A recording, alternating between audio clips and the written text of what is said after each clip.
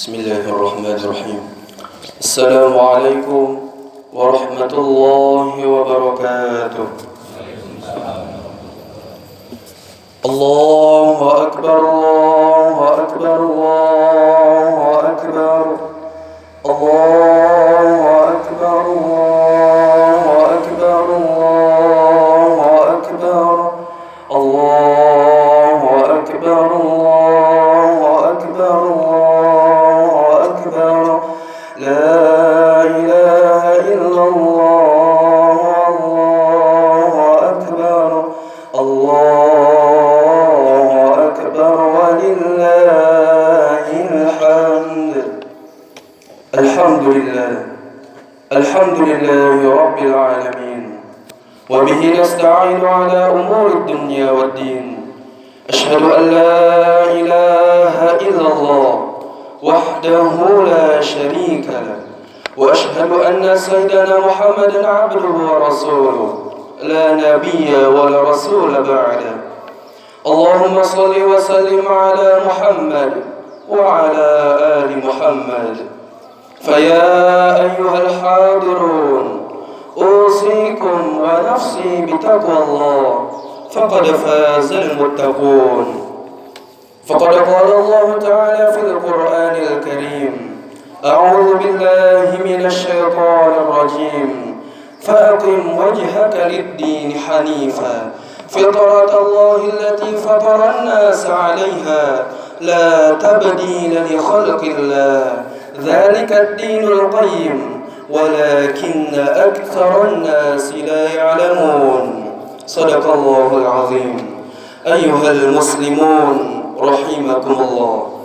Di pagi hari yang cerah ini, di bawah terik sinar matahari dari ufuk timur pada pagi hari pertama di bulan Syawal ini, marilah kita selalu meningkatkan ketakwaan kita kepada Allah Subhanahu wa taala dengan berusaha menjalankan semua perintah-perintahnya dan menjauhi segala larangan-larangannya.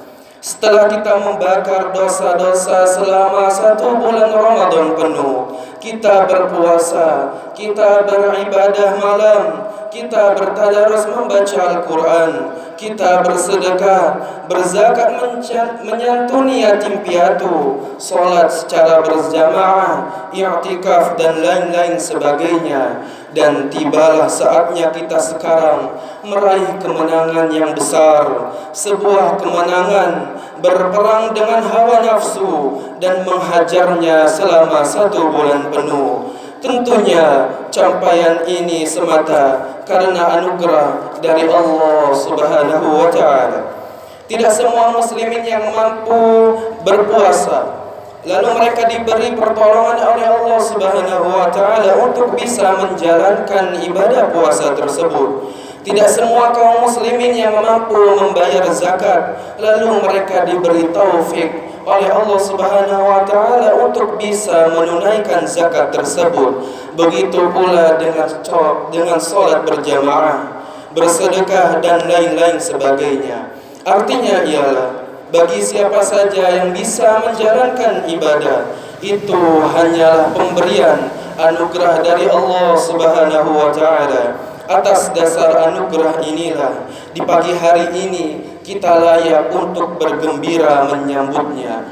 Firman Allah Subhanahu wa taala di dalam Al-Qur'an, A'udzu billahi minasyaitonir rajim. Qul bi fadlillahi wa bi rahmatihi wa fa bidzalika falyafrahu huwa khairum mimma yajma'un. Katakanlah wahai Muhammad, dengan anugerah Allah dan rahmatnya, dengan itu maka bergembiralah. Hal itu lebih baik dari apa saja yang telah mereka kumpulkan. Allahu akbar, Allahu akbar, Allahu akbar walillahil hamd. Hadirin jamaah salat Idul Fitri yang dimuliakan Allah taala. Jika kita kaji secara mendalam tentang rangkaian ayat Al-Quran yang mewajibkan kita untuk berpuasa di bulan suci Ramadan, sebagaimana yang telah kita laksanakan kemarin, setidaknya menurut Syekh Sulaiman bin Umar di dalam kitab Al-Futuhat Al-Ilahiyah menyebutkan bahwa ada 3 poin yang dapat kita ambil pelajarannya. Poin yang pertama ialah walitukmilul iddah. Poin yang kedua ialah walitukabbirullaha ala ma hadakum ay li ma'alimi dinikum. Kemudian poin yang ketiga ialah wala'allakum tashkurun. Poin yang pertama ialah walitukmilul iddah. Alhamdulillahirabbil alamin. Dengan taufik dan inayah Allah Subhanahu wa taala, kita dapat menyelesaikan puasa ibadah kita dengan sangat baik. Kita sudah berusaha sekuat tenaga. Adapun puasa kita diterima ataupun tidak, mari kita serahkan semuanya kepada Allah Subhanahu wa taala. Secara syariat, kita telah berusaha menyelesaikan misi yang sangat mulia ini dengan sangat komplit. Kemudian poin yang kedua ialah walitukabbirullaha ala ma hadakum ay li ma'alimi dinikum. Potongan ayat ini Allah Subhanahu wa taala memerintahkan kita semua untuk senantiasa mengembangkan takbir seusai puasa bulan suci Ramadan, dan hal ini telah kita selesai laksanakan semalam. Takbir di sini jangan hanya diartikan terkhusus pada orang yang mengikuti takbir keliling ataupun orang yang memakai loudspeaker di masjid atau di surau-surau. Namun takbir di sini ialah siapa saja dan di mana saja orang yang bertakbir tersebut. Allahu akbar, Allahu akbar, Allahu akbar, walillahil hamd. Poin yang ketiga ialah wala'allakum tashkurun Allahu ala dzalik. Merupakan sasaran akhir diwajibkannya kita berpuasa sebagai bunga rangkaiannya, yaitu agar kita selalu bersyukur kepada Allah Subhanahu wa taala.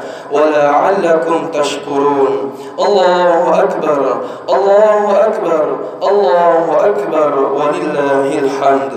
Hadirin jamaah salat Idul Fitri yang berbahagia, sebagai manifestasi rasa syukur kita kepada Allah Ta'ala, kita perlu mengaplikasikannya dengan 3 rukun syukur. Syukur yang pertama ialah syukur bil janan, syukur dengan hati, merasa berterima kasih kepada Allah Subhanahu wa taala atas beragam nikmat besar yang telah diberikan oleh Allah Subhanahu wa taala kepada kita semua.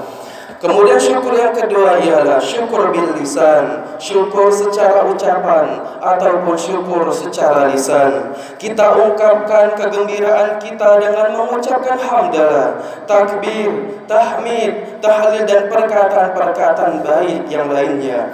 Kemudian syukur yang ketiga ialah syukur bil arkan, syukur dengan anggota badan kita. Kita tunaikan sholat Idul Fitri ini, kita buat ibadah badaniah yang lainnya seperti halnya silaturahim, bersedekah, bermaaf-maafan dan lain-lain sebagainya.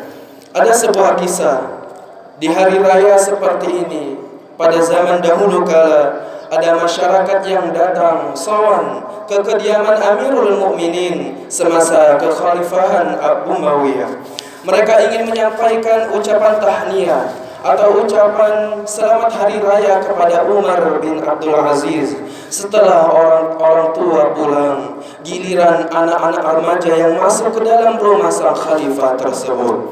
Di antara mereka yang duduk, justru terdapat putra sang khalifah yang memakai pakaian yang lusuh, yang memakai pakaian yang lama, sedangkan tampak kontras, tampak pada anak-anak rakyat jelata tersebut, mereka memakai pakaian yang serba baru. Tiba-tiba Umar bin Abdul Aziz pun menangis terseduh-seduh. Lalu anaknya pun datang mendekat kepada ayahandanya. Wahai ayahanda, apa gerangan yang membuat engkau menunduk dan menangis begini? Ayahandanya pun menjawab, tak ada masalah wahai ananda, aku hanya khawatir hatimu runtuh karena pakaianmu yang lusuh itu, pakaianmu yang lama, sedangkan pakaian anak rakyat jelata itu saja berpakaian yang